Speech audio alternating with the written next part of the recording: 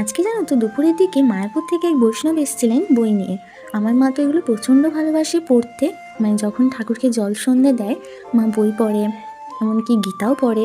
তো এলেন আর নানা রকম কথাও বললেন মায়াপুর সম্বন্ধে। আর আমি বা মা আমরা তো কেউ কখনো যেতে পারিনি এখনও, যাওয়ার তো ইচ্ছা অবশ্যই আছে। তো যাই হোক, মা এখানে বইগুলো দেখছিল যে কীরকম টপিক নিয়ে আছে। তো একটার পর একটা মা এগুলো দেখছিল। তো এখানে মা বুঝতে পারছিল না যে কোন বইটা নেবে। তারপর ওই বৈষ্ণব যিনি ছিলেন তিনিই বললেন, ঠিক করে দিলেন যে এই বইটা ভালো, এই বইটা নিন। তো মা ওনার কথাতেই একটা বই নিল। আর মা চেয়েছিল শ্রীকৃষ্ণের যে ভজনের মতো যে গানগুলো থাকে, মা ওই বইটা চেয়েছিল। দিয়ে ওনারা বললেন ওটার নাম নাকি নামহট্ট। মা বললো বেশ, পরে যখন আপনি আসবেন তখন অবশ্যই বইটা নিয়ে আসবেন। তো উনি বললো বেশ, আমি বড় গীতা যেটা 700 শ্লোকের, ওটা তো আমাদের বাড়িতে নেই, তো ওইটা আর তার সাথে আমি নামহট্ট পরের বার আমি নিয়ে আসবো। তো এই বলে উনি আসতে গেলেন। আর এখানে দেখো মা এই বইটা নিয়েছে। তো তোমাদের সব মিলিয়ে ভিডিওটা কেমন লাগলো জানিও। চলো টাটা।